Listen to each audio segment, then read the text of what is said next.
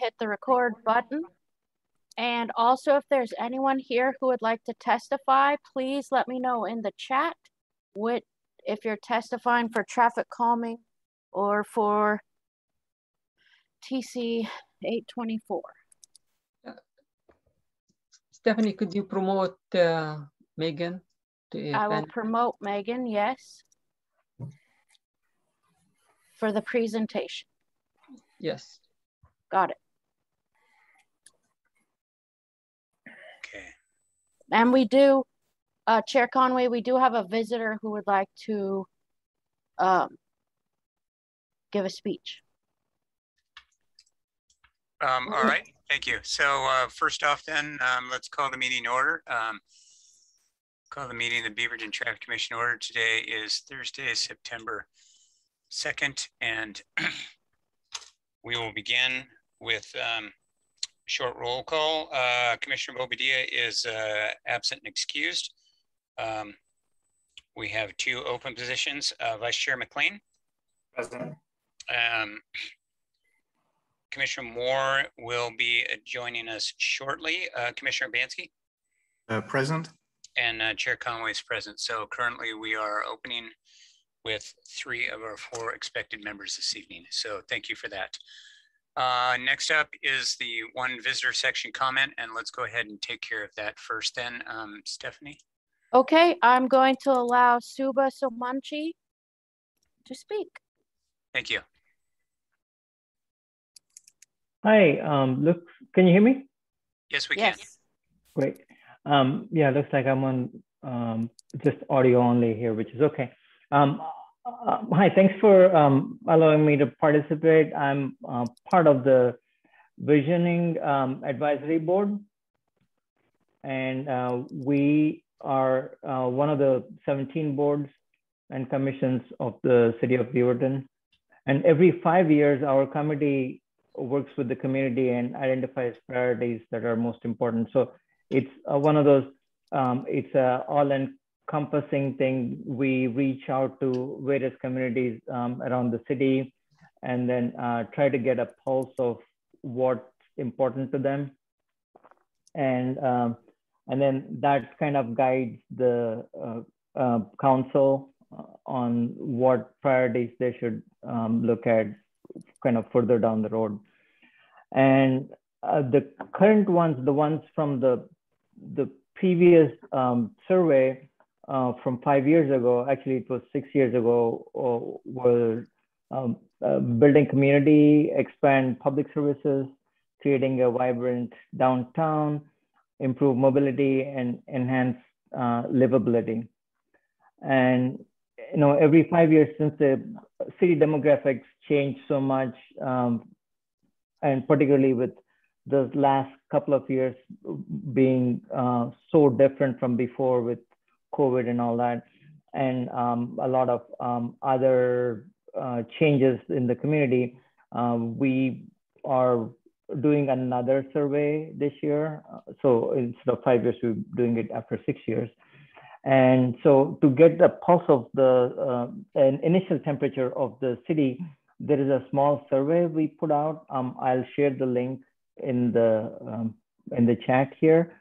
And we are visiting the various committees just to inform you that we are doing this, as well as see, this is the first survey we're doing just to get a pulse of what kinds of things people are interested in. And then we'll do a deeper dive later in the year and do a bigger survey. So before we do that, we would want to engage all the committees to kind of get a sense of what kinds of things you are working on right now and what's important to you.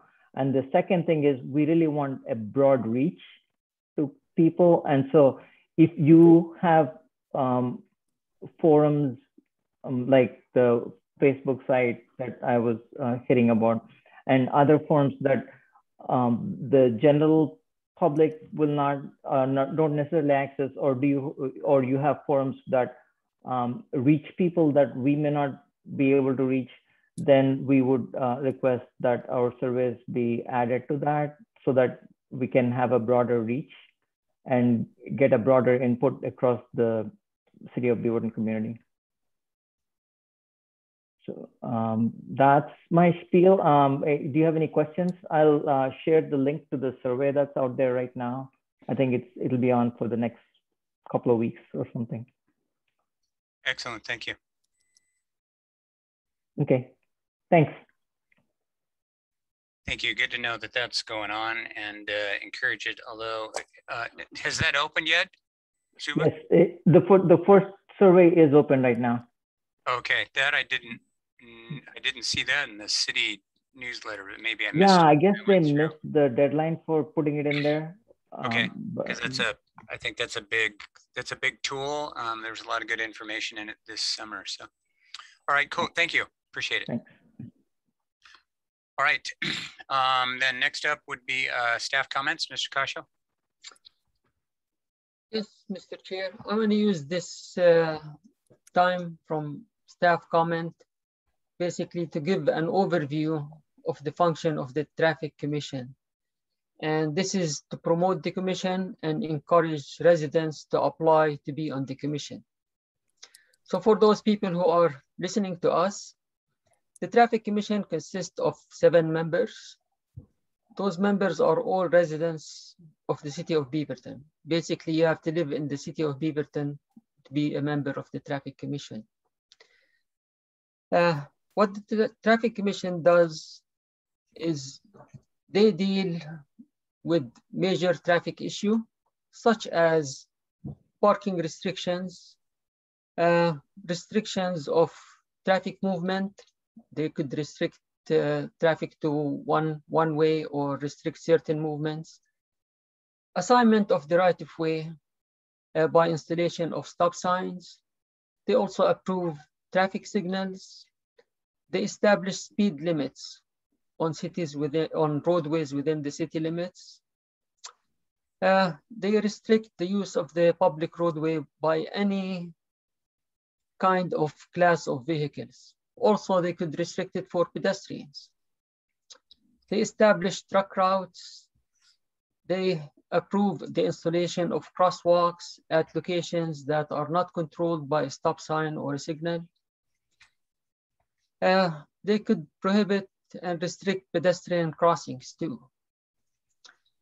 One important thing they do, the Traffic Commission establishes school zone and school speed limits near schools. Also, the Traffic Commission approves the installation of traffic calming devices. And also they lead and establish the policy for the traffic calming program. So those are just a few things that the Traffic Commission does. And now I want to ask members of the commission if they would like to speak and say why they joined the commission. So, Commissioner McClean, you want to go first? Yes, thank you, Mr. Khasho. And I'll add that we also listen to the community's concerns. I think that's a big thing we do in the Traffic Commission is attending these meetings. We listen to a lot of the citizens' concerns about traffic, parking, and how to respond to those in a common sense way to find a valid solution. I've been on the Traffic Commission since 2010, and I'm trying to remember the reason I did join in the first place. I think I got one of those postcard flyers in the mail, and I was like, oh, this is interesting. I think that the 2 main reasons for me is I enjoy citizen and community involvement. I thought this would be something I could really learn more about the city and the different projects. And I think it provides me personally exposure to other things I didn't know about. For example, like the downtown loop and things like that. I think also being a member of these board commissions, you get a copy of the capital plan, the 200-page document of all these projects that are going on in years. So you kind of get like a inside or behind the scenes look at some of the things that are going on. So that definitely interested me. And I think the reason why I've stayed with it for so long is, you know, obviously working with you, Mr. Khasho, and the other people, the previous city recorders and Stephanie, and it's just, I think, a really good teamwork and collaborative effort that we have these meetings, and it's really good to get different people's opinions. So I've really enjoyed my time volunteering, and I'm looking forward to being here as long as I can. Thank you. Chairman Conway. Yeah.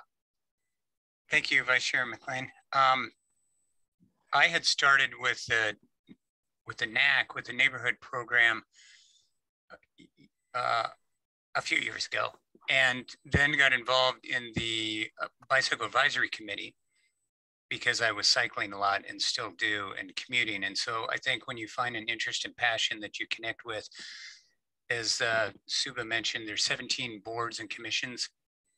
There's a lot of diversity for people that have different projects and different desires, and they want to feel they can contribute somehow to the community and be a part of it. And I think sometimes they're just not sure how. The city council meetings are intimidating, or they don't understand all the rules in a planning commission. But going to a board and commission that they can take a part in and be a part of gives a new sense and a voice, even if it's not directly related. I found that as a cyclist, I wanted to know what was going on with the project. I wanted to have a voice in it. It was a good start, an interesting place to be. And then the traffic commission opening came up. I had run for city council at one point to offer to be part of the solution, not just tell you what's wrong. I felt that was important, that if you're gonna tell everybody what they're doing wrong, then you need to be able to say, I would like to be part of the solution. So for me, that was a big part of it, especially running for city council. And that led to traffic commission. And I enjoy it. I like the information we get back and forth. I like being a part of it. And I think that some people have a vision of what they think traffic is, or any of the boards and commissions are. And I think it's important to understand the scope, but it's also important to step up and say, I'd like to do this, and find out what it is. I think a lot of people that think we're going to go out and we're going to change what's going on in 217. That's not the purview of and that's not the intent or the vision of the traffic commission, right? That's an ODOT highway, not something going on in the neighborhood. So what are we doing for the neighborhoods? What are we doing for local communities? And for me, it was just a way to be connected and take part. And a monthly commitment doesn't seem like a big deal. It shouldn't be for people that are going to 3 or 4 different events for schools or families or other things every week. So that's where I started, and I like it and I enjoy it. All right. Thank you, Chairman Conway. And now we're going to open it to the audience. If somebody has a question about the commission, or anybody, Stephanie? Nobody? Nope. They could raise their hand if they did. I don't see anybody who has a question. All right. Thank you. Mr. Chair, I think we can proceed with the agenda now. Okay, thank you. Next up, we will go with the presentation of the Open Air Beaverton Permit Program Update. Is that going to be a screen share, or does everybody have the? Thank you, Megan, please. Absolutely. My preference is to screen share, so that way I can control where the slides are, and so I know what I'm saying. So I'm going to share my screen now. Can everyone see it? We can, thank you. Yeah. Wonderful. I'm not able to see all of you, so I invite questions as I speak. Feel free to voice them. My name is Megan Braunsten. I work with the Development Division inside of the Community Development Department at the City of Beaverton, and I am the manager of both the Open Air Beaverton Permit Program, which is our primary topic for updates today, as well as I wanted to give you an update. I'm the manager of our First Street Dining Commons space. So today, I wanted to just make sure everyone's level set as to where we've been with the Open Air Beaverton Permit Program before I jump into where we're going. We also did a parking survey. If you have not already heard the results, I believe that our parking manager, Molly, will be coming to present to you at a later date. There were a couple questions that were specific to Open Air Beaverton and to First Street Dining Commons. And so I'm going to give you a little preview of the results there today, so that you know what the community has heard and what City Council has now seen, and then talk about where we're going. with Open Air Beaverton. And then finally, a quick update with First Street Dining Commons, which is something the Traffic Commission has approved for the closure. So back in 2019, we did a pilot project that we came to the Traffic Commission for approval. It was for, we called it street seats, where we were going to close one parking space to allow for, I think it was only one, it might've been two parking spaces, but for one installation of a street seat, we had a grant of $25,000 out of our pre-development fund. We have a placemaking grant that was able to fund this year to test it out. What would street seats, i.e. dining out in the right of way, look like in Beaverton? All of our neighbors were doing it. It was hip and cool. Let's see what we think about it. And so Milk and Tea was the winner of a competitive process. And this beautiful installation that you see on your screen was the result. So we had that for a full summer. At the end of that, we went back to the drawing board and said, okay, I think we're ready to do a permanent program. And so my predecessor with this, Rachel Teamy and Jabra, of course, and a whole bunch of other teams started to get together and started to write what a permanent program could be. So that way we could have multiple of these in our downtown. Well, this thing called the pandemic hit. I don't know if you've heard about it, but it hit in March of 2020. And we were about 80%, 85% of the way there with that program. But the pandemic hit and businesses were in emergency mode. The state was closing their indoor dining. They had nowhere else to go. They needed to go outside. So we took what we had already learned. We realized that we needed, inside of an emergency, do something quick and dirty and hopefully not dirty, but quick and hopefully cheap for the businesses to be able to implement. And we created the Open Air Beaverton Recovery Permit Program. And that is what is currently allowing for the outdoor dining that you see on street parking, on private parking lots, as well as street closures if they were relevant at that time. Now that program is completely tied to the city's state of emergency, which is currently due to expire October 11th. There is a chance that it might be extended, but it's not something we would know about till we get closer to that. Delta variant, as you know, is very scary, so we may be extending it. But at this point, we are planning for that emergency to end on October 11th, which means that program will end and none of these folks are going to have a space for their outdoor seating to be unless something new comes in and takes over. Okay, I'm going to pause. I left you that teaser and we'll talk about what next steps are after we talk about, well, what does the public want to have happen? So over 1,100 responses to our parking survey. Can you guys imagine 1,100 people caring about parking in downtown Beaverton? I am floored. It went out to business owners and employees and customers. We did it in English, Spanish, and Korean. We made sure all downtown businesses have it, restaurants citywide, and residents citywide, and all of the businesses we asked, send this to your lists of all of your customers. That's why we were as successful as we were. So our key programs are our key questions that we asked in that survey. Should the city continue the Open Air Beaverton program? And as you can see here, over 60% of folks across the board said yes. And not only should you continue it, you should actually make it permanent, not just continue it through the pandemic. Okay, let's go to First Street Dining Commons, that black block on First Street that we've closed. What do you think about that? Should that continue past the pandemic? And you are seeing that yes, and the red, you'll see almost 60 to 80% of folks, depending on their category, said, yes, we want it permanent. The only discussion in there, should it be year round or not?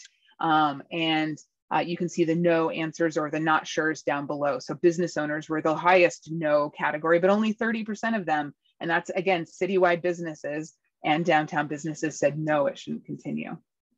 So we gave this information to City Council and said, what would you like us to do about the Open Air Beaverton program?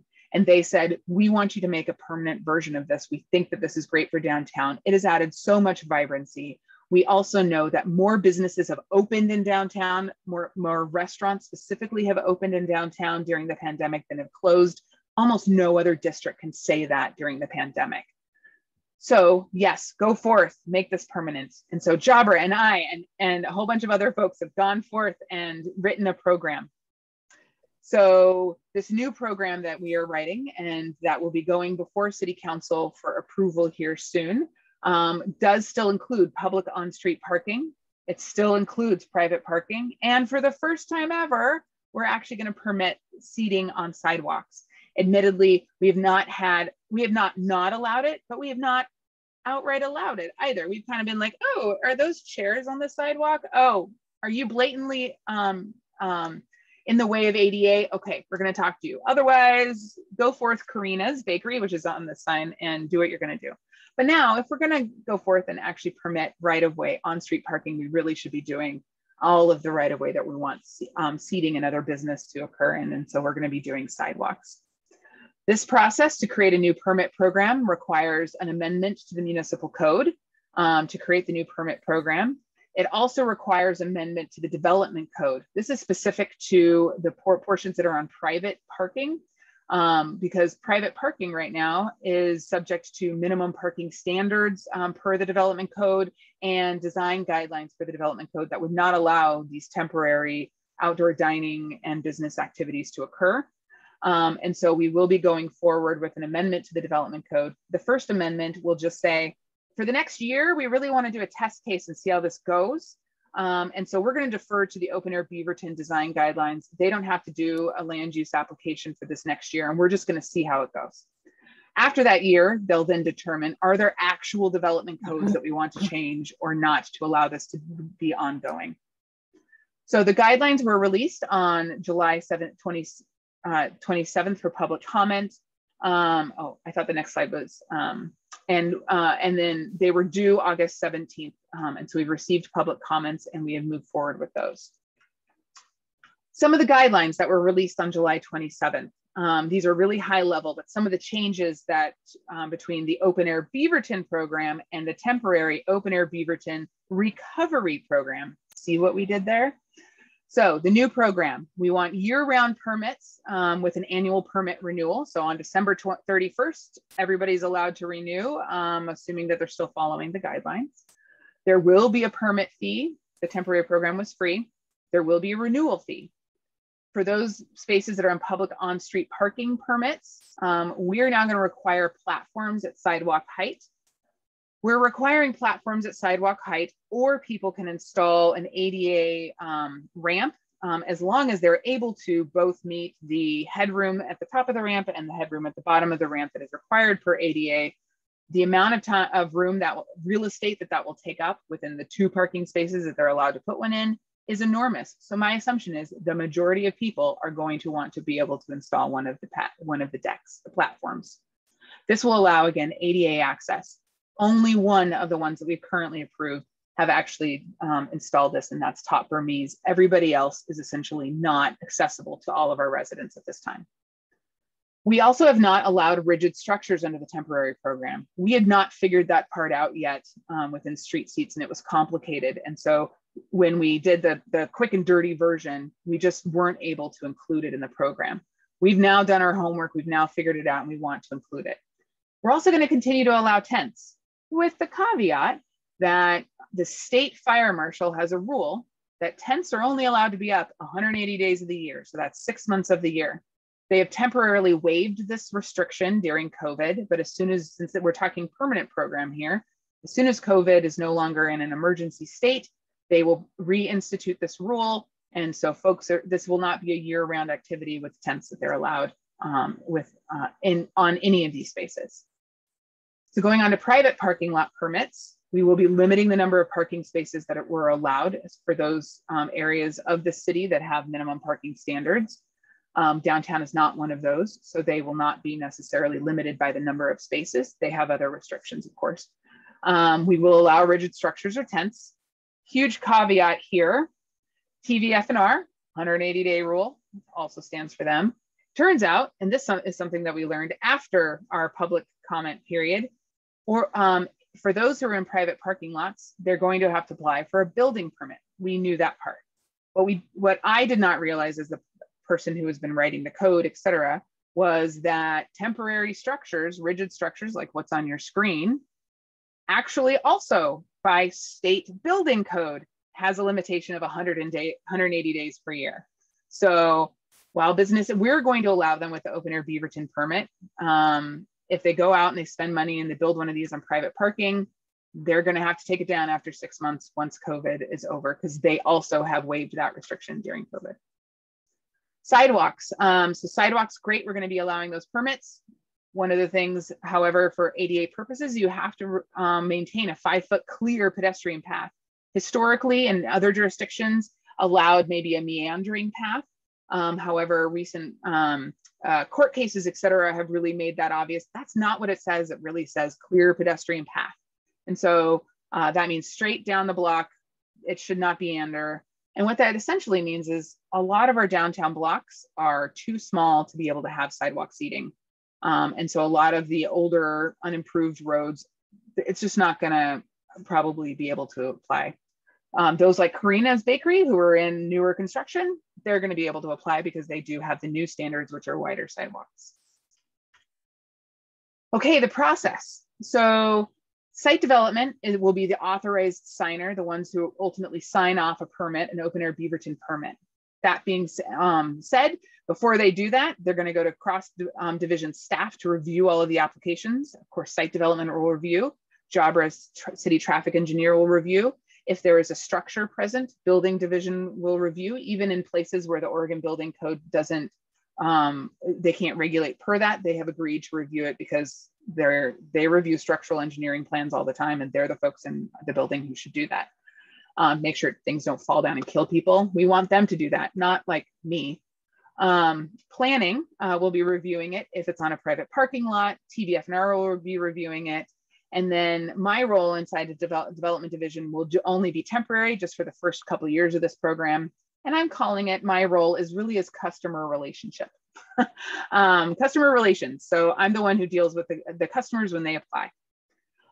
So the key thing for you all to know about this process is that if ultimately the proposal that they want to do the design has a request for modifications to what are standard traffic precautions that we have stated in there are, then the way that we're writing the draft is that the application would come to you, to Traffic Commission, to review. Now, Jabra and I are still waiting for the actual draft of the code, so I can't tell you exactly what that's going to look like, other than that's our general intent at this time. But we should have a draft of the code in our hot hands the next 24 to 48 hours.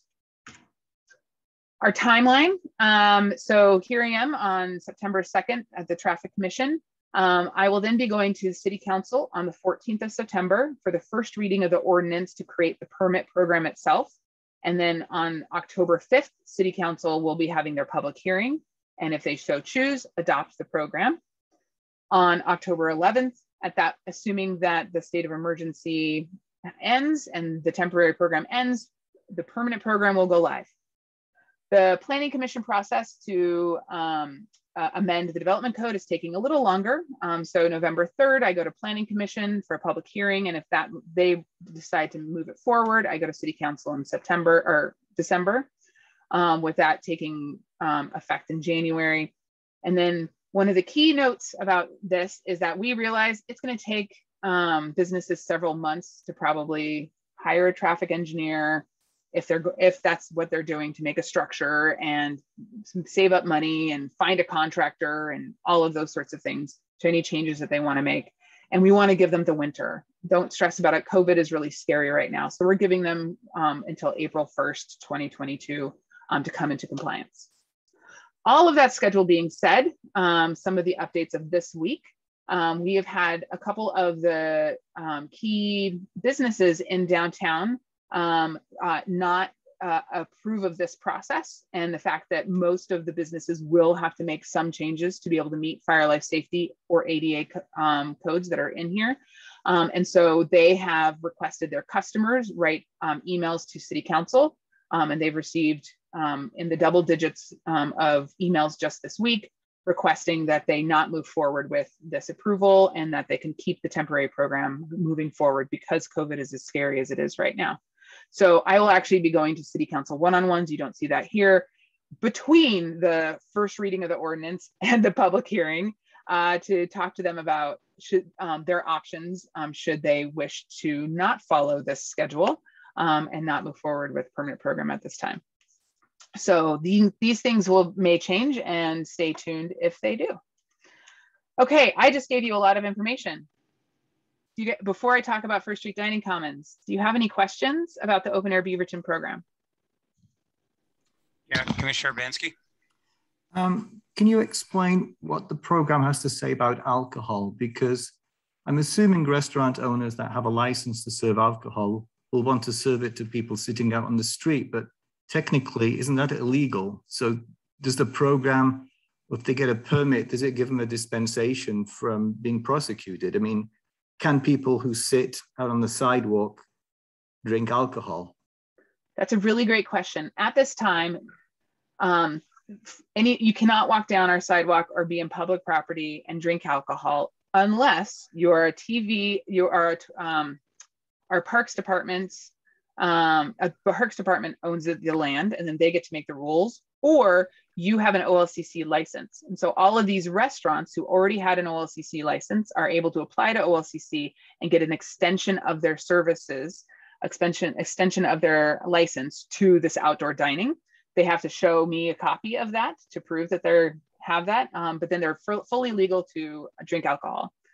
The one place where it gets a little sticky, to be honest, is First Street Dining Commons. So First Street Dining Commons isn't attached to a restaurant that has already an OLCC license. We determined early on that because First Street Dining Commons was created under the state of emergency, it is, which basically said we are not enforcing some of our own city code. It is a municipal city code that states no alcohol in public places. We therefore have chosen not to enforce it. The OLCC was perfectly fine and said we didn't need a permit.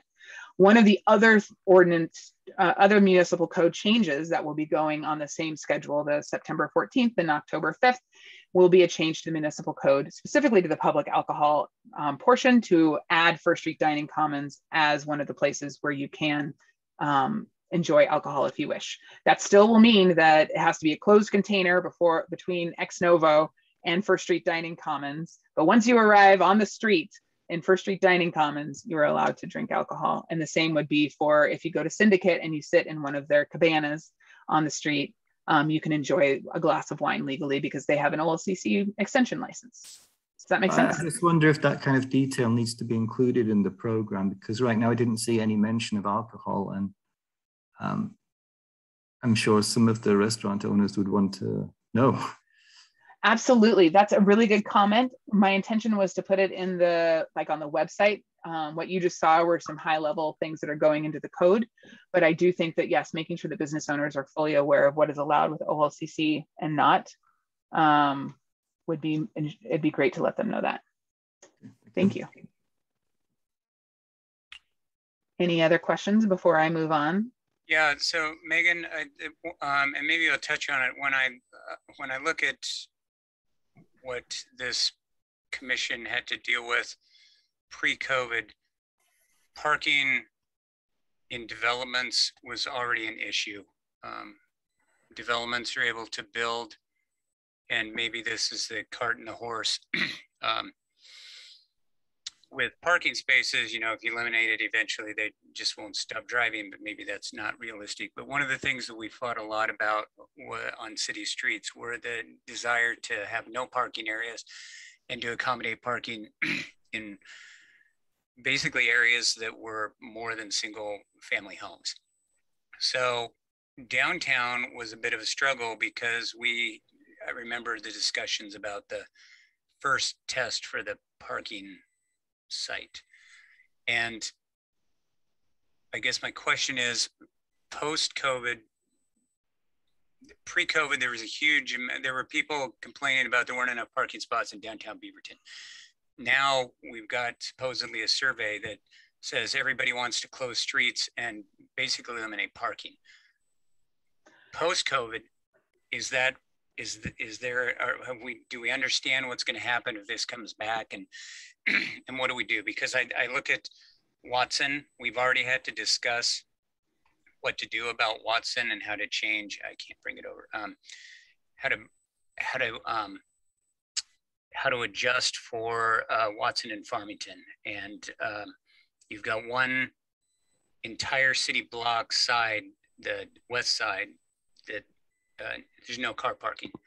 So everybody's trying to get on the other side. They're trying to go back and forth. And now you can't make a left turn in there. You're supposed to go turn somewhere else. That was one question. And then the other one was, is there a distinction for when you need barriers and when you can just put a table up and hope a car doesn't hit somebody? I don't think that Jabra, I mean, our traffic engineer would ever allow a table to be set up without a barrier of some sort. So yes, barriers. So the current draft does allow for the side of Hall or Watson that has a bike lane. They will be allowed with extra precautions, such as the orange water-filled barriers will have to remain, etc. They will be able to allowed to apply for an open air Beaverton permit going forward. No other arterials will be allowed. But the temporary program requires everybody have those orange water-filled barriers, because we are now, if we're just exclusively talking about the on-street parking spaces, because we're now essentially requiring a deck, we're going to be requiring that they put railing on the deck at a certain height and a certain strength. And once they've installed that will be adequate. No one could have a barrier-free dining space. So the orange barriers would be required, or just No, so they can install their own railing system, as long as a structural engineer has approved it. That's 36 to 42 inches tall above the decking. And we will allow that, and the orange barriers are allowed to then leave for those spots. The orange barriers will remain for street dining commons and would remain on the two arterials that are applicable. All right. And what's there's two other questions, and maybe you'll get to them. Let me know if you will. The first one was, which organization is going to make the decision of there's too many or not enough, the corner. Say I have two businesses, one facing one street and one facing the other. They both want it in there now. That entire corner has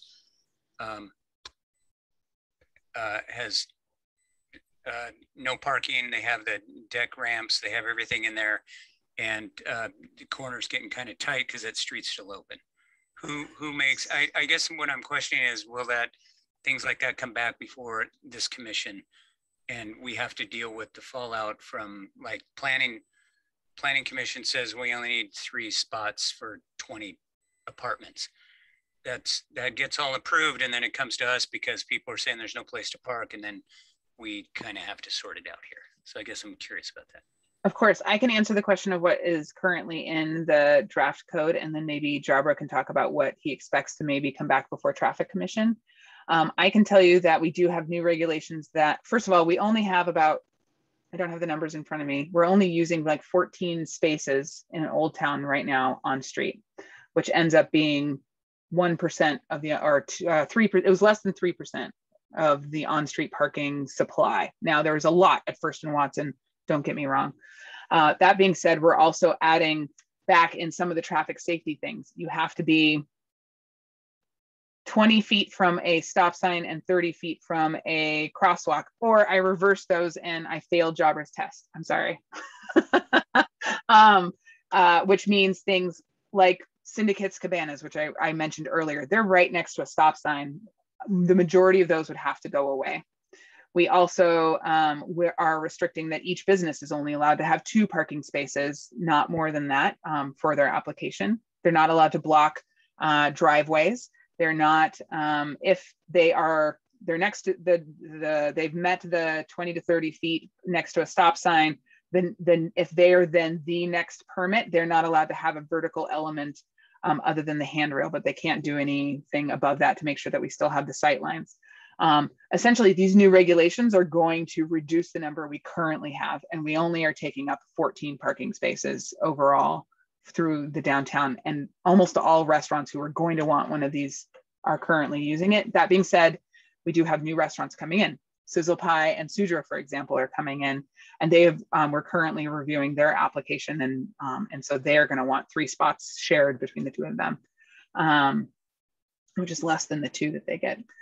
So one of the conversations that we fully reviewed as staff to answer the question of how we got to that decision, we first started with, yes, we're absolutely going to limit it per side. But then we looked at how many spots were actually being used. And do we realize that at First and Watson, we have a lot of parking that has been removed because of this?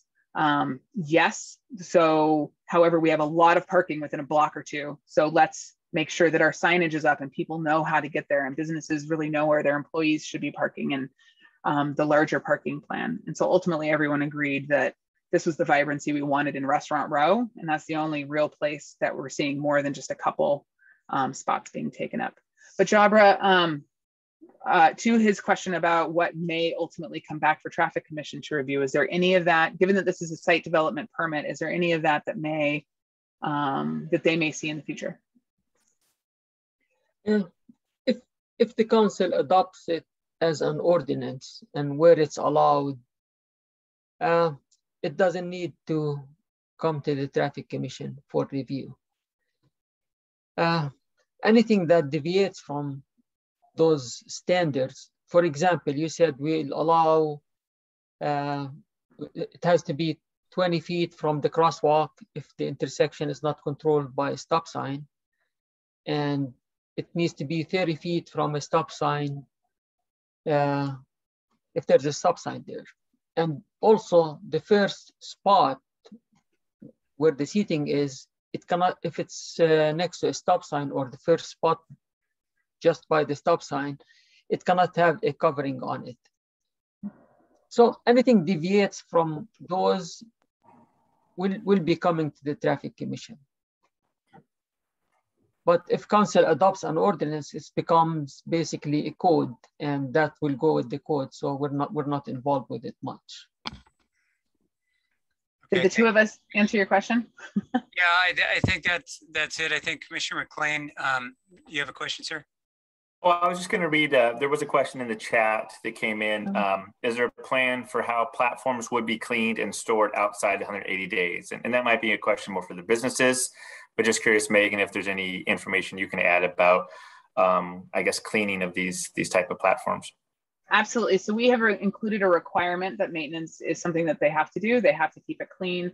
And my expectation is by spring of next year, when they're supposed to have these live, I hope to have some best practices probably also on the website. We want to be as business friendly as possible. When the website goes live in October, I probably won't have those. But hopefully by the time people are actually installing these next spring, then hopefully we'll have some best practices. This is the best for hosing down. When it gets cold, this is what you do, that sort of thing.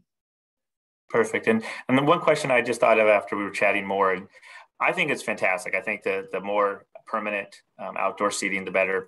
Have there been any reports of accidents, pedestrian vehicle, any type of safety reports that anyone's heard of in this emergency time that we've had this? I mean, so far, I think it's been working really well. No, none that I have necessarily heard of. Jabra, have you heard of any? No, we haven't heard of any, and haven't, seen okay, any. Thank you. We have received feedback from business owners and a couple of the city councilors that traffic seems to have slowed down due to specifically at Watson and First, that the craziness of that intersection seems to have calmed down a little. How much of that is because we have the closures, and how much of that is because COVID has way less traffic? I'm unsure. Okay, thank you. Any other comments, or I'll move on to the comments? Just one last question, Megan. The timeline that you mentioned, and you said a couple of people were hoping that they would hold off.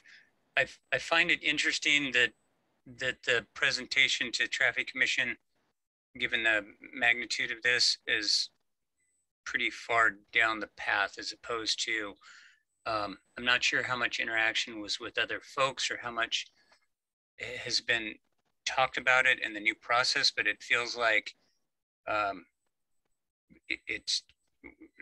they're trying to go pretty quick on this. And do we have all the info, and is everything, like the Traffic Commission, I don't believe was asked for any input.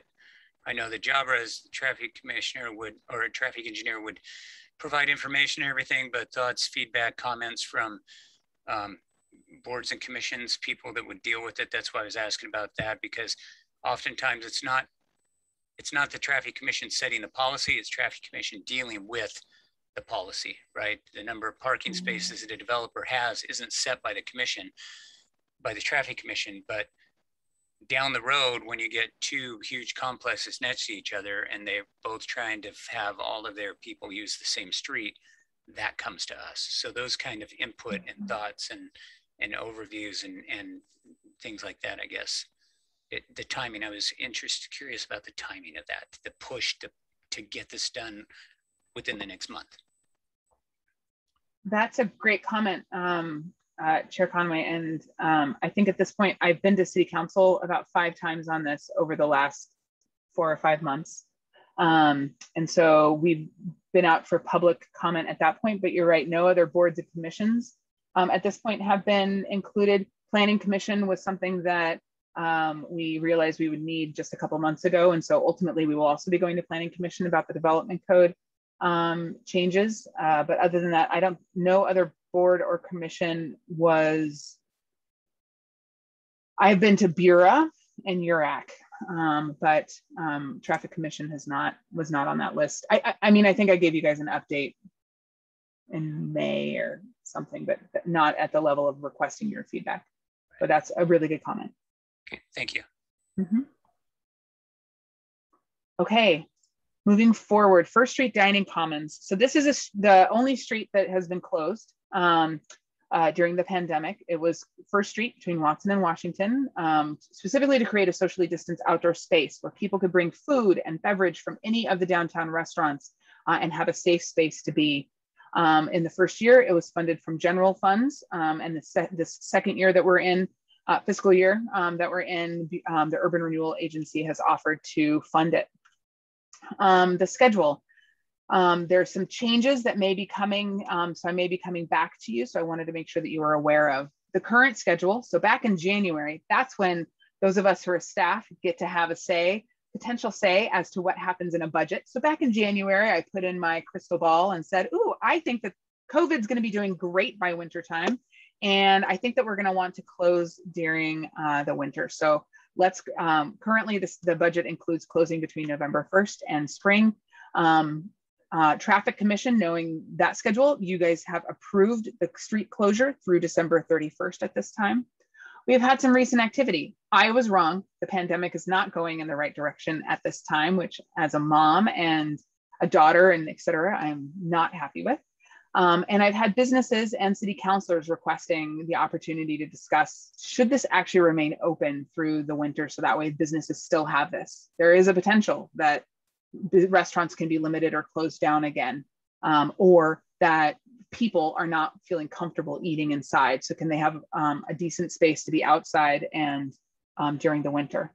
So that being said, I'll be going to one-on-ones as well with this topic in Bureau and Council one-on-ones, since those are the two funders here in September, to talk about, do they want to extend it? Do they want to pay for it to be open during the winter?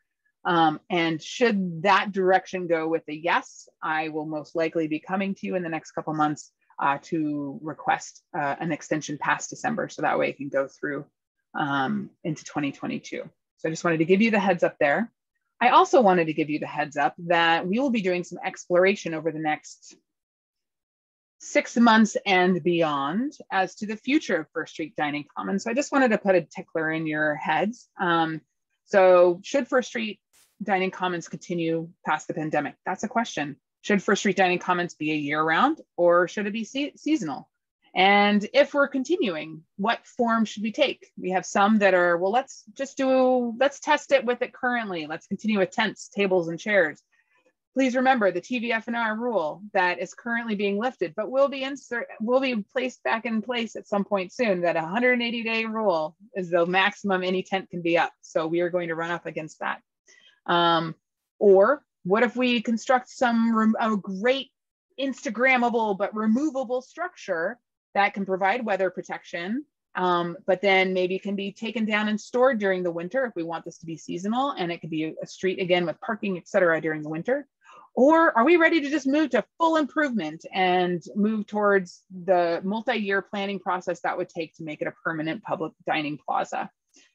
So I have been requested to explore those three options.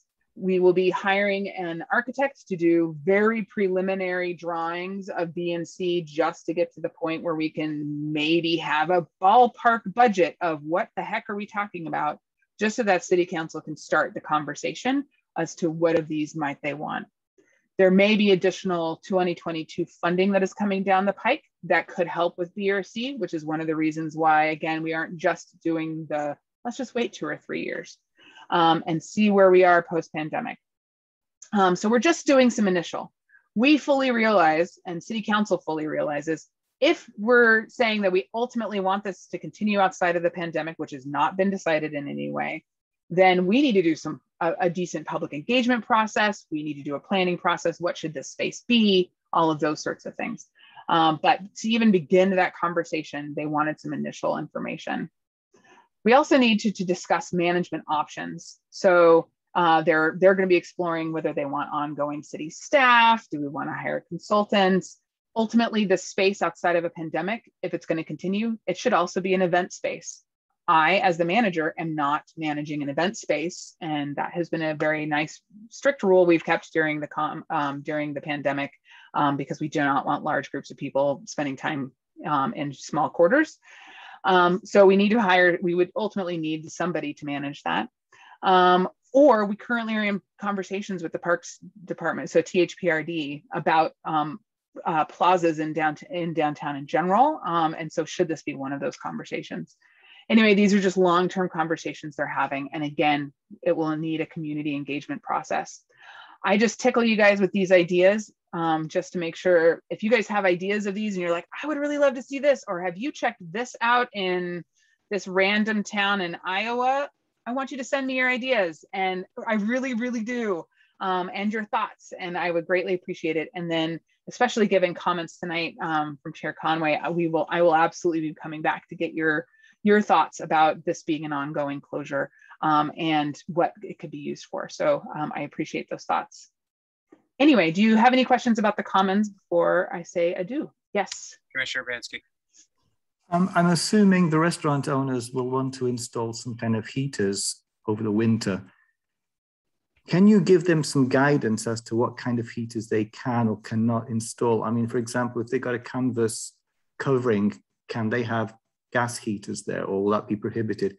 I think they need to know ahead of time so they don't buy the wrong ones and then have somebody turn up on their doorstep and say, oh, no, you can't have them. Absolutely. That's a really great point. So going back to Open Air Beaverton, where those are business managed spaces, we fully let them know last winter. And almost everybody who has a permit today knows, we let them know from the TVF and from the fire department which heaters they could have, which ones they couldn't. And all of last year, the fire department actually approved all of them. Going forward with those permits, the fire department will be looking at them for that purpose. Again, they have to show us which ones they want and don't want. And we've let them know these are allowed in tents. These are absolutely not allowed. For First Street Dining Commons, I'm the one who manages it and makes that decision. And I just keep Jeremy Foster on speed dial for those sorts of conversations, who is our with the fire department. So yes, we can have heaters. They were kind of cold spaces last year, if I think of First Street Dining Commons, and to be honest, because we were keeping 50% of the walls open. And you know what? It turns out that a large tent is really hard to heat when you don't have any walls. So we had little warmish spots. And it'll be interesting to see what the guidance says this year if we decide to stay open for winter. Thank you. Yep, thank you. Any other questions? I think we're good. Great. Thank you all very much for your time tonight. Excellent. Thank you. All right. Appreciate that, Megan. Let me go back to my sheet here.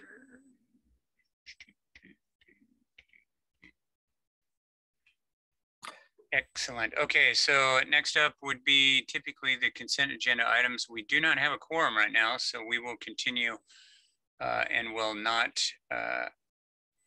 consider the consent agenda items. Next would be the public hearing.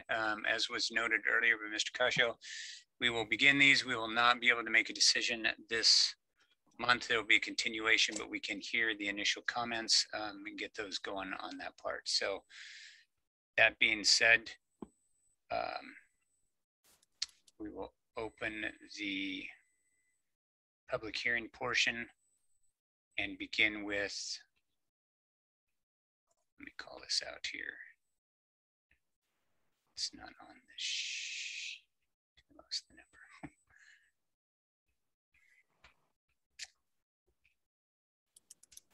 TCH24. So we begin, Mr. Khasho.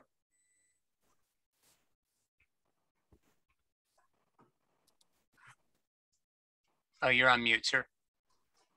Thank you. Could you please read the opening for the hearings? Yes, excellent. Let me grab my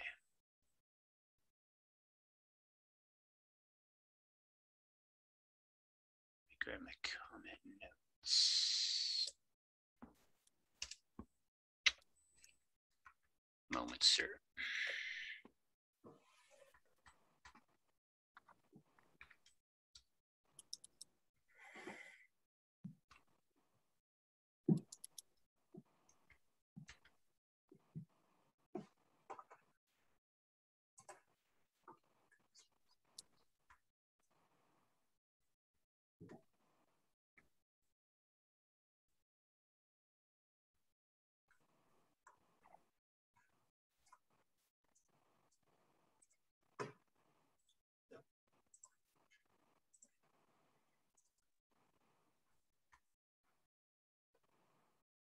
Moments, everyone. My apologies on that. That was totally missed because they're not in the list. Let me grab that real quick.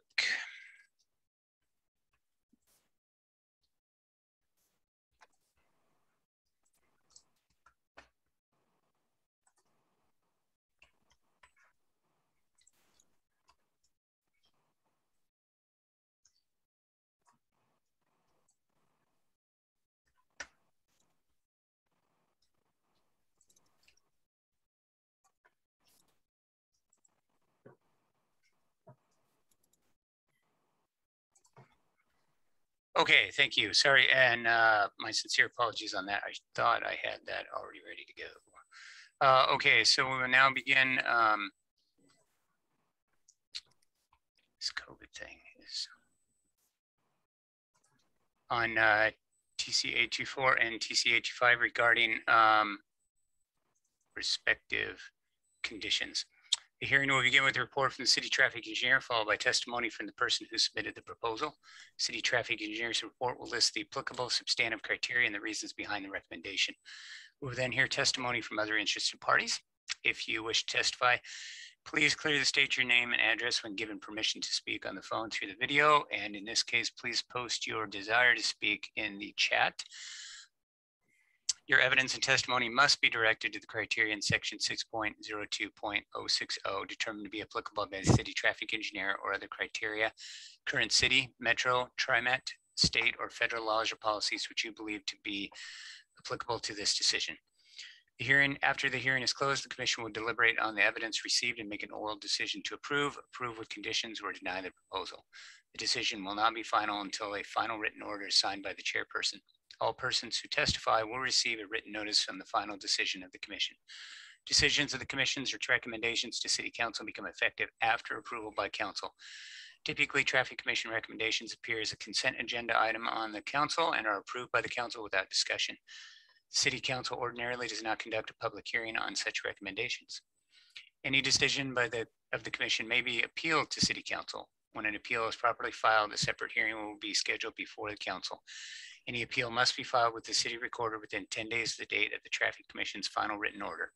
And the procedures related to written appeals are available from the office of the city traffic engineer and also city recorder. Thank you. Now with that, then we will begin process. We'll begin with staff report and then move to public testimony. Mr. Khasho.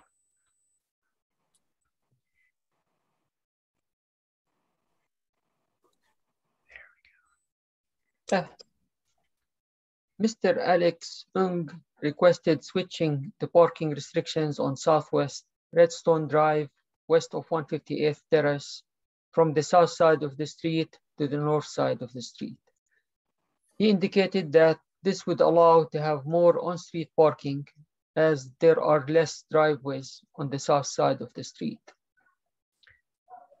Redstone Drive, west of 158th Terrace, is a 160-foot long dead-end street stub with a pavement width of 28 feet.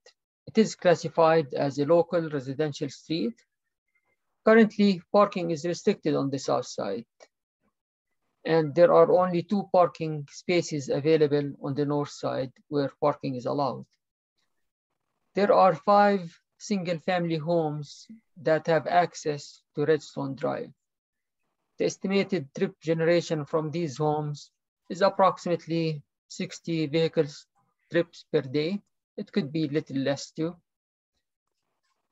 Under current standards of the City Engineering Design Manual, parking would be allowed on both sides of a street that is classified as a local street and has a width of 28 feet if it carries less than 500 vehicles per day. Redstone Drive, west of 158th Terrace, meet this engineering design manual criteria to allow parking on both sides. Staff did field visits to the site and observed parking on Southwest Redstone and other streets surrounding the neighborhood. It was observed that there is a moderate demand for on-street parking. And it was always observed that these 2 parking spots available on Redstone Drive, west of 158th, they were always occupied. Staff is proposing to switch the parking restrictions from the south side of the street to the north side of the street as requested. This potentially could provide a total of 5 parking spaces. When this report was prepared, staff had another idea. Since it meets the engineering design manual to allow parking on both sides, we said, okay, let's hear public testimony, and probably this is a good option because it's allowed. But then we received comments from the fire marshal, and the fire marshal said, no, don't do this. Basically, just switch the parking restrictions and he will be fine with it. So tonight we're asking the commission to approve this switching of the parking restrictions from the south side to the north side. And thank you for listening.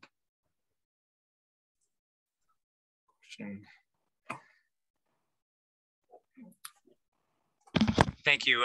Vice Chair McClean, do you have a question? Yes, Mr. Khasho, a couple questions. Did the fire marshal elaborate why he didn't want parking on both sides? I think you're still on mute. Sorry. The reason why the street was set up this way is the fire department, they like to have 2 access points to any neighborhood. And this stub only have 1 access point.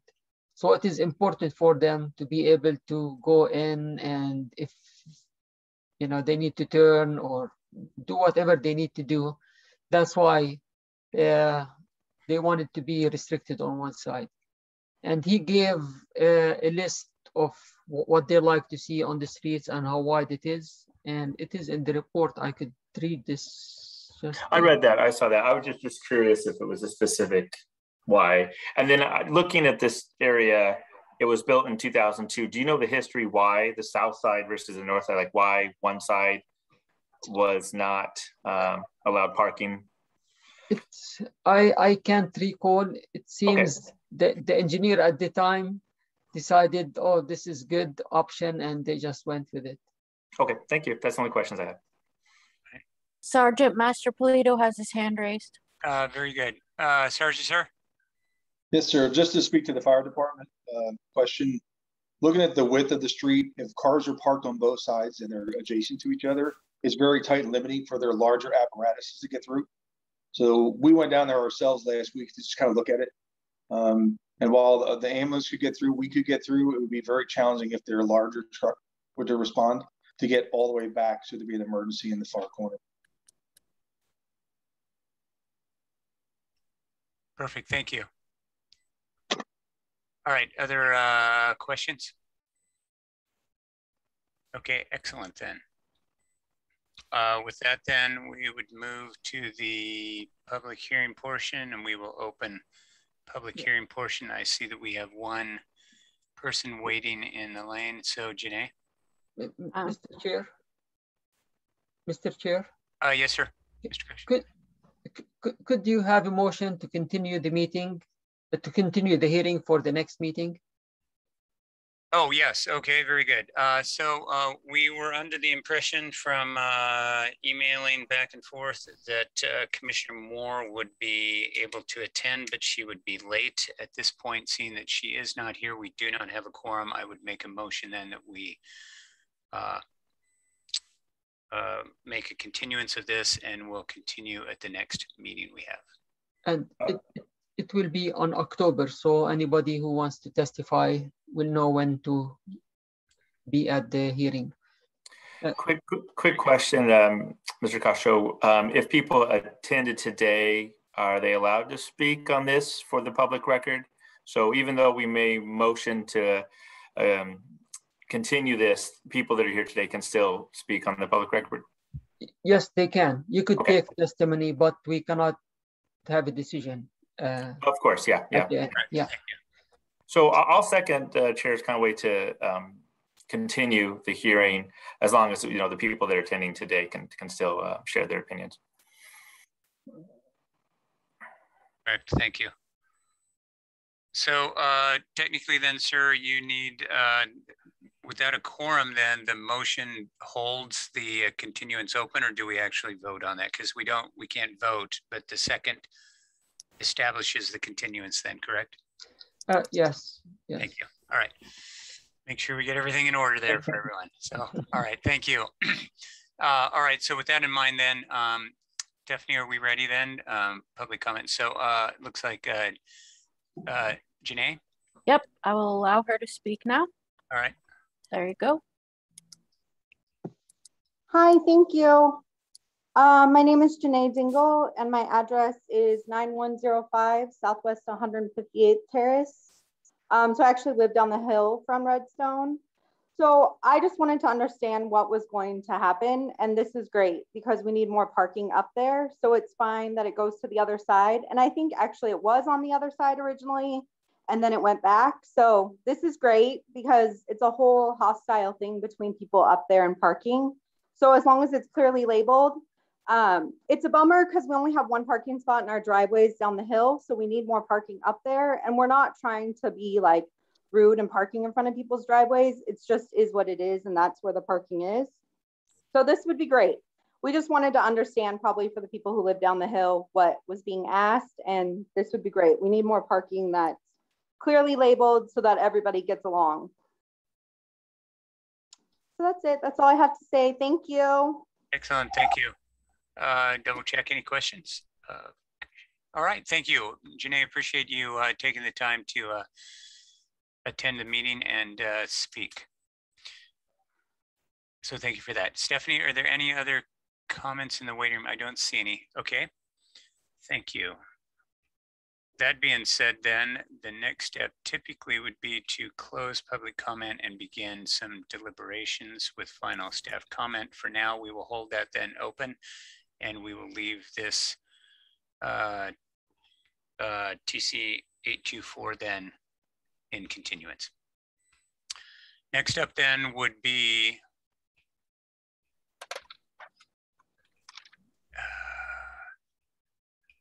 and then we do, just for the record, we do have a couple of comments that were included in the packet for everyone to read. So we'll keep those as well, and the next group can, or next month for the Commissioner Moore and those that can attend that. Next then we would begin traffic calming. And this one,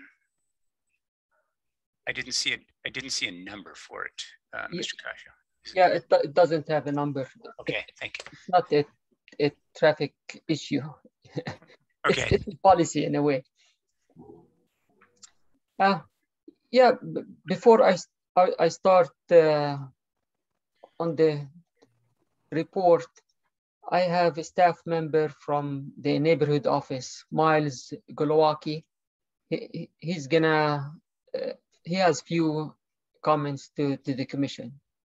All right, very good. Thank you. Miles? I'm Miles Golowaki, the neighborhood program coordinator at the city. And I just wanted to take this opportunity to thank each of you for your time and consideration of the neighborhood traffic calming program. As you have heard, volunteers spent considerable time speaking to their neighbors, presenting at each of the NACS board meetings, and bringing the topic to the Beaverton Committee for Community Involvement. You've read through a large stack of testimony on the subject and spent 2 meetings learning and discussing the program and proposed changes. We at the neighborhood office know that you do this work because you love your city. We recognize and thank you for your time. I'm available if during your discussion you have any questions about the processes the NAC and BCI volunteers followed in preparing their presentations to your commission. And again, thank you for taking up a challenging issue that affects so many in the city and your careful deliberations, if not tonight, at your next continued meeting, on helping improve the livability of the neighborhoods. Thank you, Miles. Appreciate that. And yes, I think looking everything over and discussing what some of the concerns and issues were, I think that there was a lot of good dialogue and a lot of good discussion about what were some final options. So with that, then, this is a change to the traffic calming program. So technically, Mr. Khasho, this is not a traffic commission item. Is that so we can explain for everyone to make sure we're... Yeah, it's a public hearing, but we will allow testimony for it.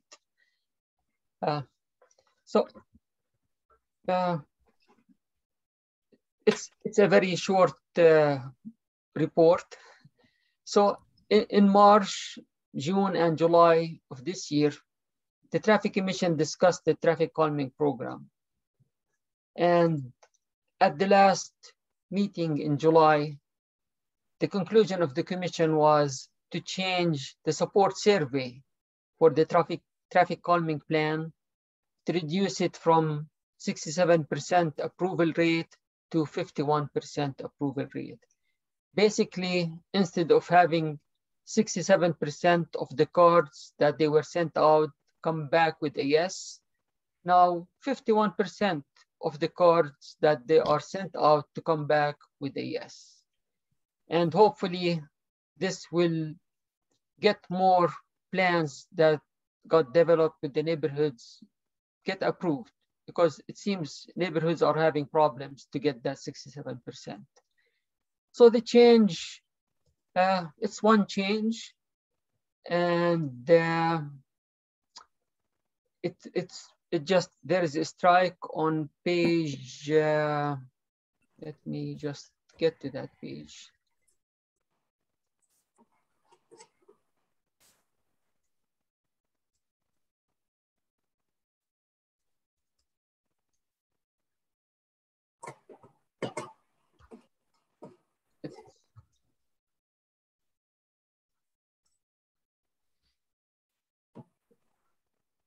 It's on page 6.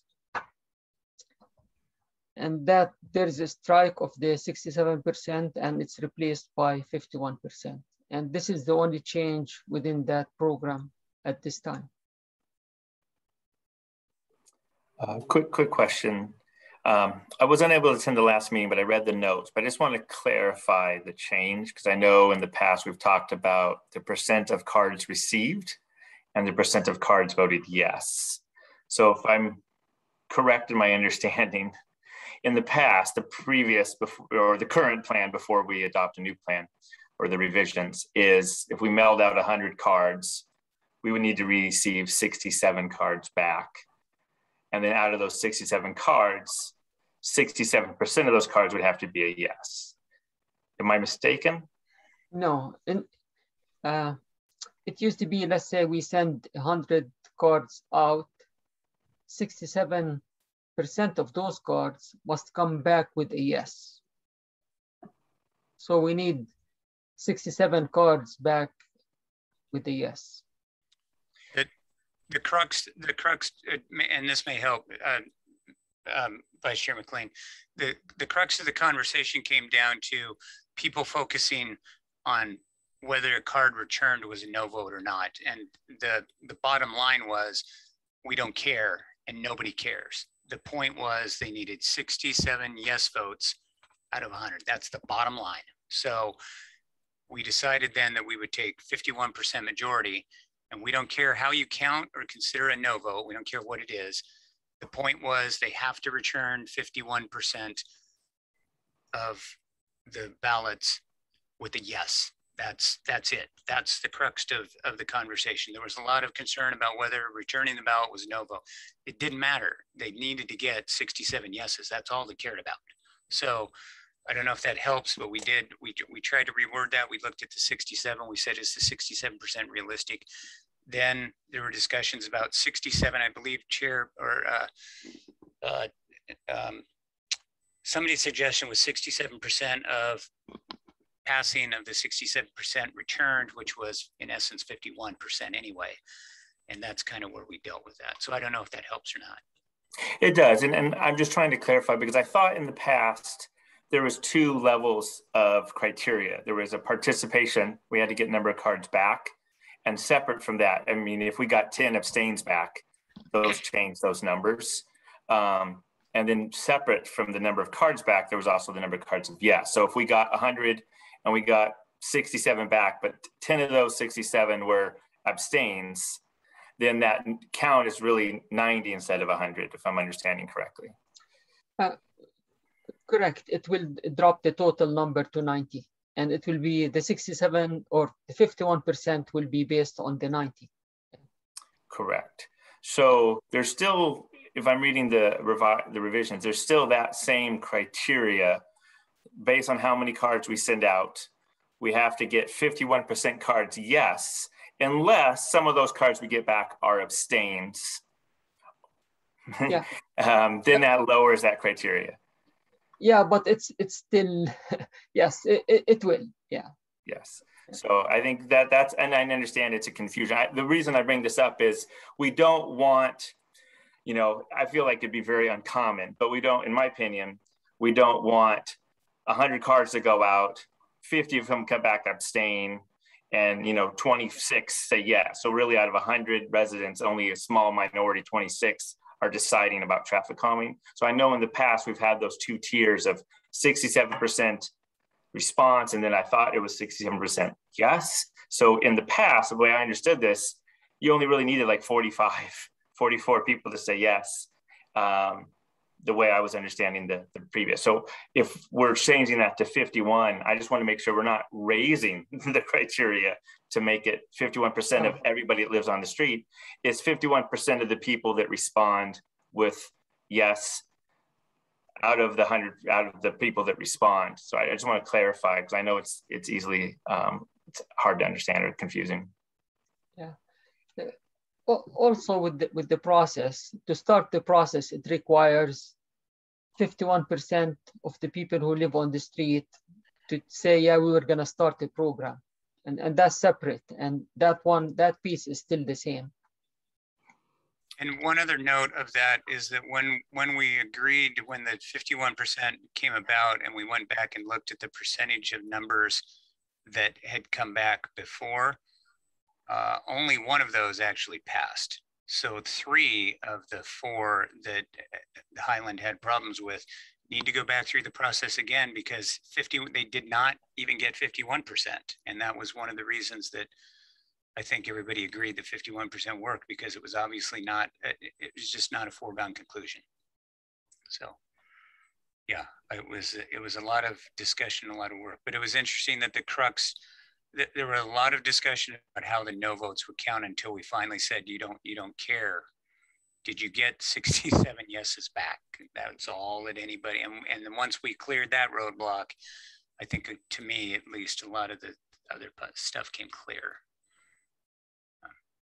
That's the only question I had, thanks. Yeah. Were there other comments then, Commissioner Urbanski, anything to follow up?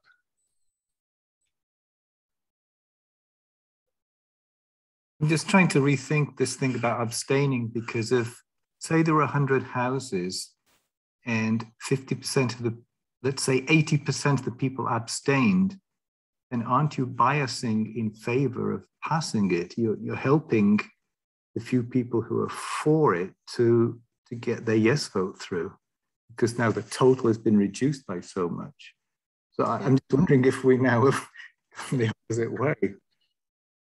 That's an extreme case, and I'm not sure it would ever happen, but it's almost like we should not allow any abstentions. Either you vote yes or no, and then that will simplify things. Because the abstention is biasing in favor of the yes people. I thought that we did have that discussion, Mr. Khasho, and I thought that there was that's an excellent point, because I was trying to think what the change was. There was a question which kind of Commissioner McClean talked about, touched on, and I was going to follow up on. We still required a certain majority of votes, a certain majority, so that we didn't skew exactly that point that you somehow eliminated. It only took 10 people to make this pass. Right. I thought that there was a safeguard in there that the number of abstains could not lower the total number of votes below the majority, or below the number. There was a way so that it didn't pass with 40%. Did we not discuss? I thought that we discussed that as a trigger.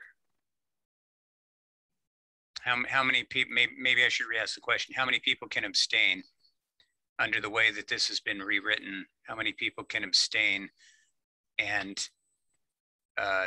what's the minimum out of 100 homes? 100 ballots are sent out.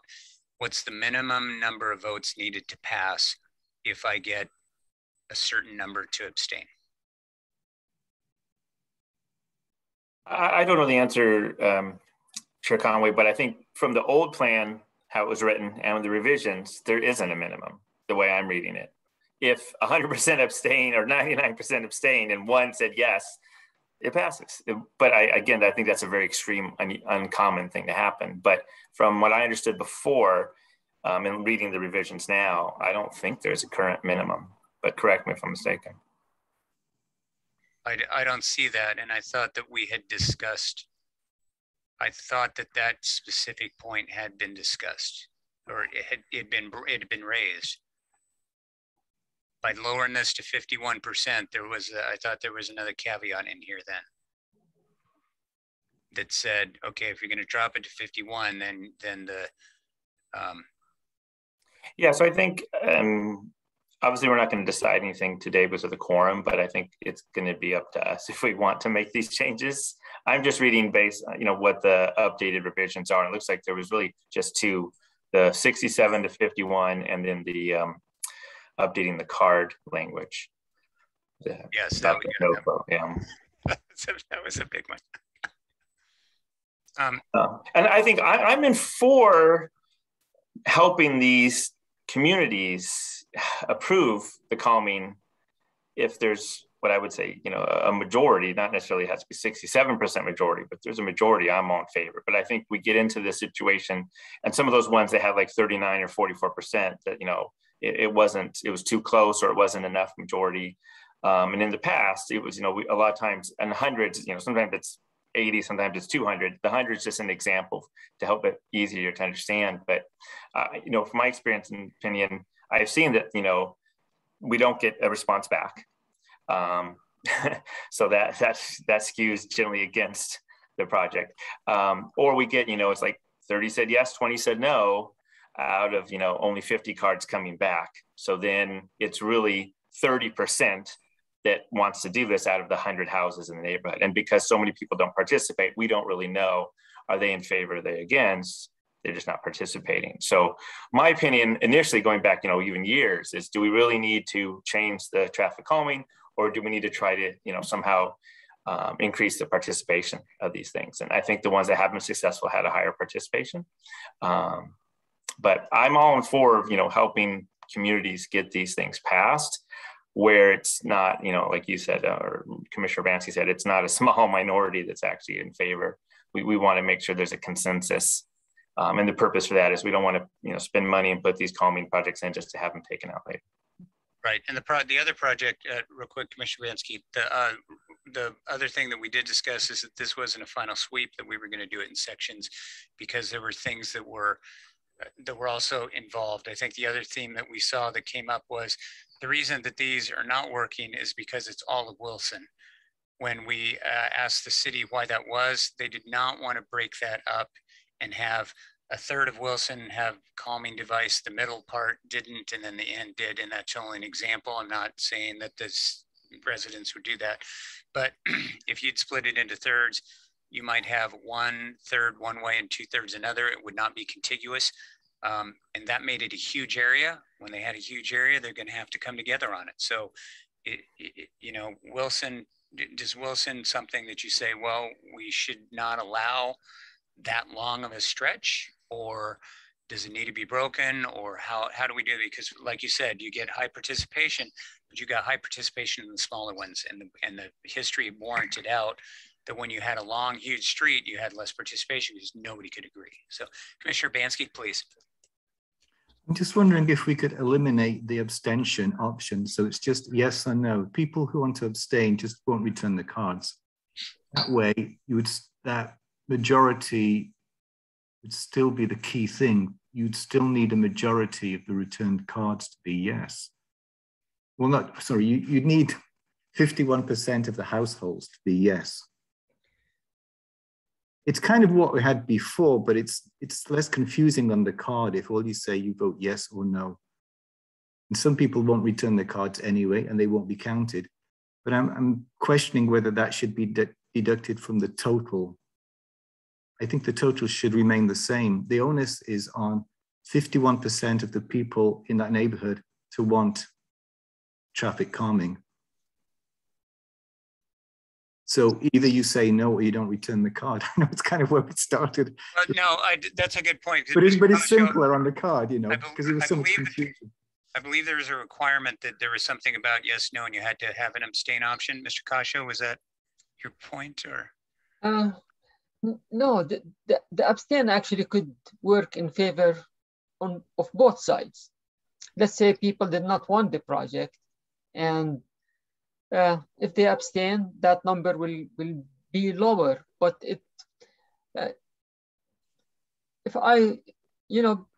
this program has been put together a long time. And I think at the time when they had the abstain option in it is, they say if people, they don't care either way, you know, you have the project or not, then let them abstain. Then it's just between the people who truly care about the project, and that's what we base the percentage on. That's why it was included. And I want to remind the commission that the city council is trying to find a way to help those projects to move forward. And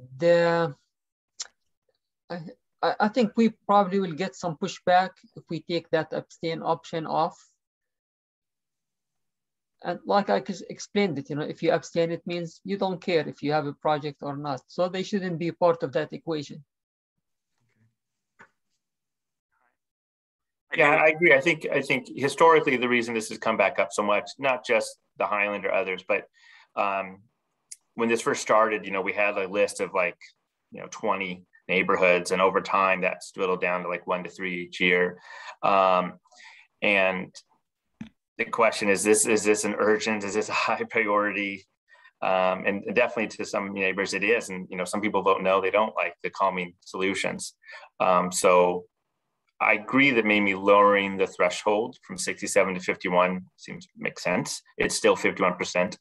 But I'm just, concerned that we don't want to lower it too much, or like we've talked about before, is make it something where there's two levels. And I think that's what's confusing for me sometimes, is there's the participation and then there's actually yes, no. So however we can make it simpler, that it's a 51%, has to agree, or 51% of the people that care agree. I think that's something that we could do. But yeah, I think, with the other commissioners present, we can hopefully come to a conclusion and get a final vote in the next or future meetings. When I believe that was part of where that came from is that we understand the city council wants to do that, but it was interesting that even city council didn't understand the no vote issue. And yes, we want to help people do that, but I think we need to make sure that, and that was a question that came up about, you know, what if somehow this turned into, could 30% make this pass? That was the problem with one of the other scenarios that somebody had presented, that, you know, how do you keep 10 people from doing the 100? And then does it only take those same 10 people to roll, or 10 to roll it back, right? Putting this in and taking it out wasn't something. So yeah, excellent discussion. Mr. Khasho, do we need to make a motion to continue this? Yes. Okay, so I would make a motion then that we continue the discussion, as we do not currently have a quorum. I'll second the continuance, but as well, you know, if there are attendees that want to communicate or share public testimony, we can do that still. Correct. I do see one comment in the chat with that there was the return requirement requested, but we did not change the abstain. So, Commissioner Urbanski. Mr. Khasho, I kind of asked this last time. I'm just curious that currently it's 250 feet from the main street where you do the survey. You have the main street that's being affected and then 250 feet of the side streets. Yes. My gut feeling is that most of the people on that main street will be for the traffic calming. They're the ones with the kids that are going to be running out in the street. They're the ones who are affected by traffic cutting through directly. The people on the side streets are probably less affected. And so my guess is the people on the main street would vote yes, and there's less tendency for the people on the side street to vote no. So that 250 feet distance could be the deciding factor whether the overall vote is yes or no. If you restricted it to 150 feet, for example, my guess is you'd get more yes votes. If you increased it to 350, you'd get more no votes. Is there any way for you to tell from previous returns who voted yes and who voted no? Because that could be the deciding factor, just simply the distance from the main street. I'm sure there is a way if they map who send their cards back, you know, what the addresses are. Those we keep for a period of time, and then they get distracted, because if the record law, you have to keep it 10 years. So we could dig in, but it's very time consuming, you know, to get that information out. And as you suggested, I agree with you. The more you increase that distance, the chance of getting more resistance for the project will increase. But the reason they chose the 250 feet is those people are affected by those traffic calming devices. For example, speed humps. You know, if you have a truck with a landscape truck with equipment hanging on it, you know, they go over the speed hump, it makes a noise. So those people are most affected by the noise. That's why they chose that 250 feet when the program got created. I mean, it's up. In the future, when the cards go out, is there a way to kind of sort them when they come back? Just to, so yeah, for the future, we have a better idea of if there is that kind of bias, you know, if you increase the distance, you'll get more no's. If you decrease that distance, you'll get more yeses. Just for our future benefit, I'd be interested to know. Yeah. Well, I'll try to see if we could pull some of the stuff we have before the next meeting. I think one quick thing I want to say, and I know I wasn't here last meeting to add some of this stuff, and I'm not suggesting we do any of this right now. But one thing, Mr. Khasho, I know you have like the 2 phases where you meet with the local community to decide on a plan. And even sometimes that's difficult. You know, you might have 2 or 3 plans to get everyone to agree on one. I know with some politics now, there's like first, second, third choice. I'm wondering your opinion if we combine those phases where you create 2 or 3 plans and we combine the phase of here's plan 1, 2, and 3, vote first choice, second choice, third choice. That might increase or decrease participation. And then we just take the response with the most choices instead of a yes or no, it's a first, second, third type of ranking. what's your, again, I'm not suggesting we do this right now, of course. I'm just curious your opinion on something like that.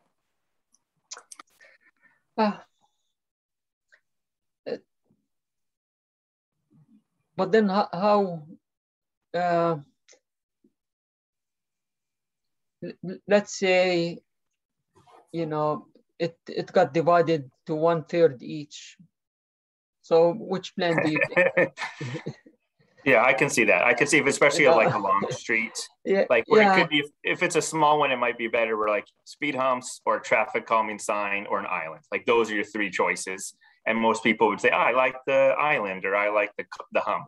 Yeah, where is versus a more comprehensive, like you're talking about a specific plan. Yeah. Yeah, it gets more complicated. I mean, at this time, yeah, we come up with different options, but the people who develop those options at the meeting, they pick which option they want to go with, you know. Yeah. So when you expand it this much, you know, to the whole neighborhood, it becomes a little tricky and complicated. I can imagine, yeah. Okay, thank you. I think one other comment to Commissioner Urbanski's, though, is the point of if you take a look at Barlow, the number of cul-de-sacs on there, you need to make sure that you're inclusive of the entire cul-de-sac, regardless of how far in it goes, because those people only have one ingress, egress, and 150 feet goes, what, 1.5 houses? Well, what if you have 7 houses in there? You have a U-shape that is dead end. So I think maybe, as again, one of the things, I think this project is too big to do that. Also, we had asked BCCI to come back with solutions, not just tell us what the problem was. We know what the problem is. They can't get something solved. So what we asked for was clear, helpful solutions to how can they get the entire community and area to do that. And we didn't get a lot of information. So we focused on one section of this and said that we would look at it and review it as well, because I think to try and do a comprehensive change was a little much. And I think like the Wilson and Barlow both kind of, I go to both your points, Commissioner Urbanski and Vice Chair McClean, that is that too big of a chunk, or how do you create continuity within that? How do you keep the people that are important and involved in it without getting so many people you can't make a clear choice? So yeah, there was some excellent discussion, and I think that's why we chose to make this one change. We would come back with some other things. And again, I really expect solutions from folks when they bring things back. For instance, I think the thing that stood out to me was public testimony that people were running the stop sign in front of the school. That is not, stop sign in front, running that is not a traffic calming is not, I believe, Commissioner Urbanski, somebody actually said that's not going to fix that. You've got a bigger problem that needs to be addressed. If you have people who are parents or driving through that are running stop signs in front of the school, you've got some major issue way bigger than trying to figure out whether you want a calming thing or something there. So the idea of how we can work through this at a holistic, comprehensive view is a bigger piece. And so this one step was that we felt, I think, a good choice in that. Mr. Khasho, with that in mind, is there a way to update, or do we need to consider what to do as far as like Commissioner Urbanski with a majority, a minimum number of votes needed to circumvent that? I'm hearing, like Commissioner McClean said, it's an edge case, but it's a theoretical case that, you know, how many abstains? Not that we do, unless you went back and looked through, because I think you actually have that number already out there. And I think, sorry to interrupt you, but I think one thing that we do have like a worst case or way to catch that, Chair Conway, is after the 67% or 51%, it still comes to the Traffic Commission for final approval. So if for some reason 10 people and 90 abstains do come through, it still would come to that traffic commission for a final vote. So I think that is kind of the last catch or stopgap if we needed something new. Good point. Excellent. Thank you. All right. Any other discussion, thoughts, Mr. Khasho, sir? I just have a comment about the cul-de-sacs. You know, if we include the whole cul-de-sac, currently the city does not allow the cul-de-sac stem to be more than 200 feet. That's 200 feet max. So automatically, you know, every cul-de-sac will be included in the voting area. Perfect. Okay. Thank you. Yeah, I think that, I mean, not that there's very many, and I don't think that we had them, but like those long flag lots where you have like 3 houses on a flag lot, then you have a possibility. But I think, Mr. Khasho, you include those already if their driveway faces the connects to the street. Yeah, yeah. If their access, that's their only access, yeah, they will be. Right. All right. Any other comments at this point? I think it's just if there was any public testimony people wanted to share.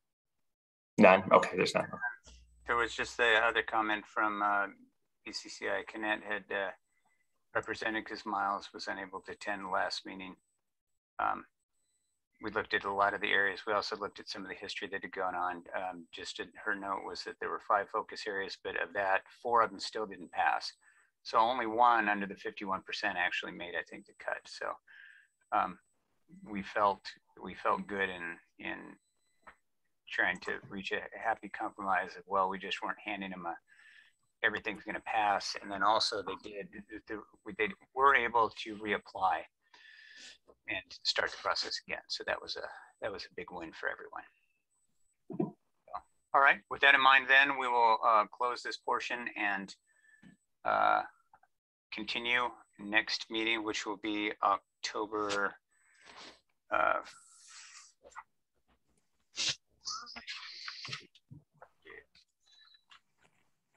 7th, October 7th. Thank you. So we'll continue this, both of them on October 7th. So thank you. And thank you for that. Mr. Khasho, any final words on that one?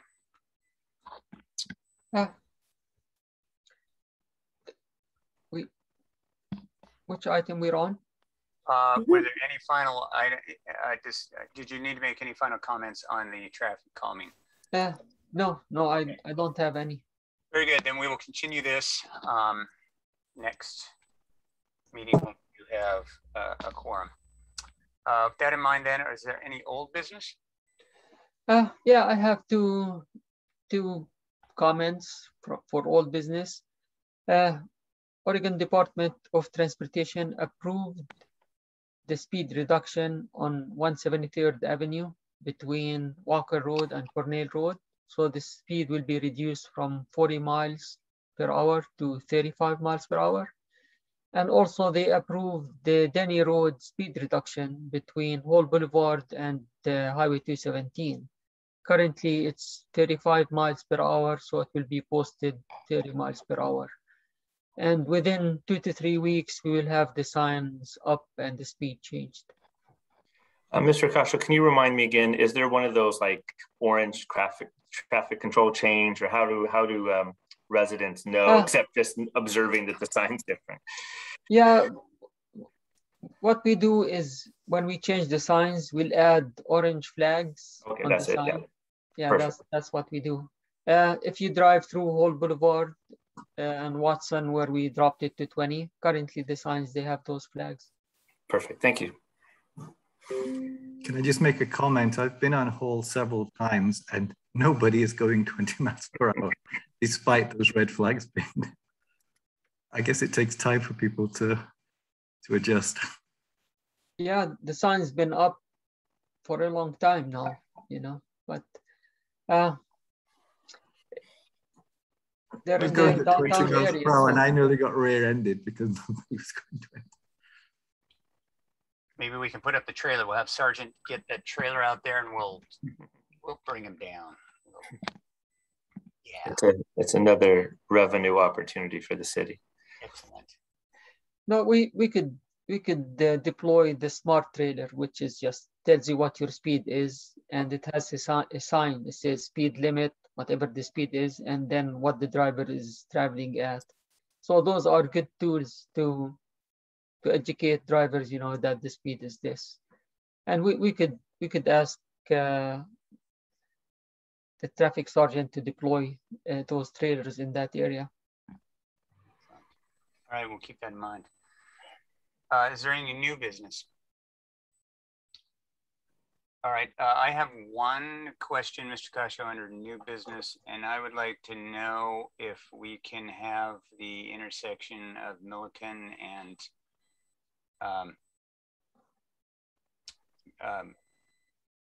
Beaverton there by the food court. Yeah. Viewed. That is, as I've gone by, passing either on bike, walking, and driving, that is becoming a bit of a problem. There are so many people using that side open flat parking lot, which I believe that lot is going to be updated and developed, but there are people going from one side to the other. Traffic only stops. Milliken has to stop, but the other traffic is through. The train station has a stop though, so that doesn't make any sense because they can't necessarily go through. And people are getting really confused because most of that traffic is diagonal. It's almost as if they need some sort of diagonal crossing light or that. I mean, it works, but it's extremely confusing because I see people stop anyway, and they'll wait as if that's a four-way stop. And other people behind them are like, you're confusing the process. People are waving each other through. It does not seem to be working the way vehicular traffic would, because there is so much pedestrian traffic back and forth on that. Yes, and we get requests to have that intersection as a four-way stop.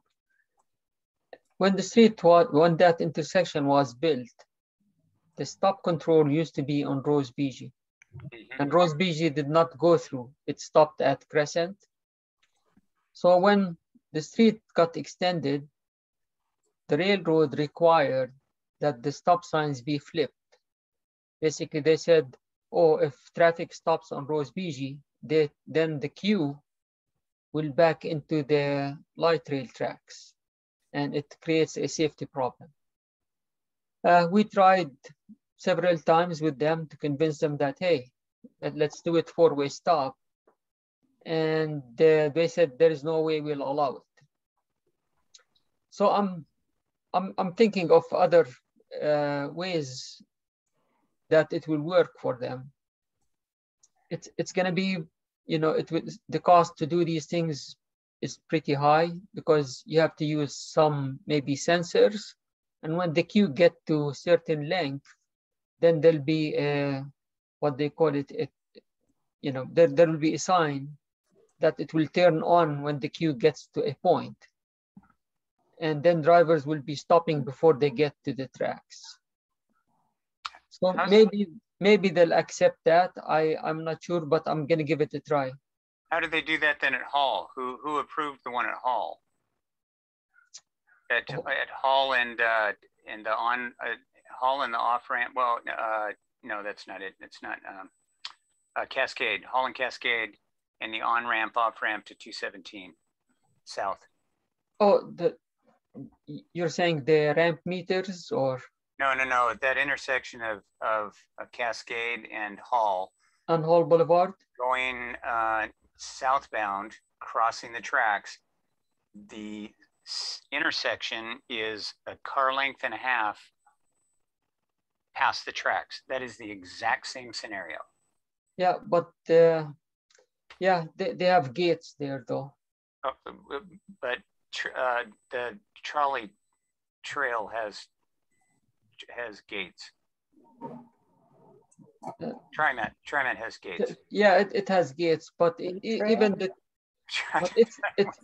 but that intersection is signalized. So before the train comes, they call it signal rail preemption, which is allow the traffic to move before the signal turns red and the gates go down. So in a way, it's a different operation than the Rose BG and the stop control. Sergeant, I think he had a comment on that. Yeah, those lines at on Hall are Portland Western lines and not TriMet, so there may be different rules for that. Because you also have that situation at Lombard. Yep. With the lights, and that's also Portland Western lines. So I don't know, Jabra, if that has an effect on the regulation. Yeah, ODOT Rail approves everything, you know, and they're more lenient with light rail than heavy rail. But that intersection, it has a signal on it. And the next intersection, you know, Nimbus, you would think traffic from Nimbus will back up into it. But so far, it's been working fine. I think there is more room between them.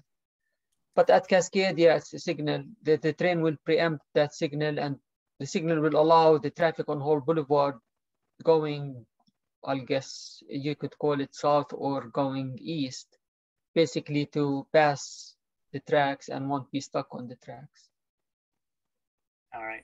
I still like to look at an alternate solution for that, because there's so that it is the popularity is almost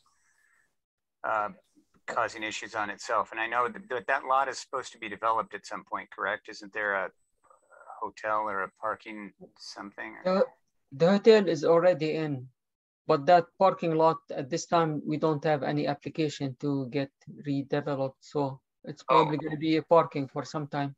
Well, then, yeah, then I'd like to look at either moving the intersection or not moving the intersection, moving a crosswalk to some sort of special use case based on safety, because that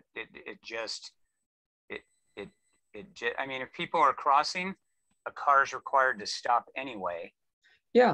And if I'm crossing the tracks and the person in front of me stops for a pedestrian, then I still could go. The whole logic of that seems flawed, that this is the reason you can't have a stop sign there, because you already have a stop sign by virtue of the number of people crossing. And there are a lot of people that if they don't want to look at the cars because there's cars coming from the other side, what would that be, northbound, then they'll cross on that side of the intersection as well, and you have that exact same scenario.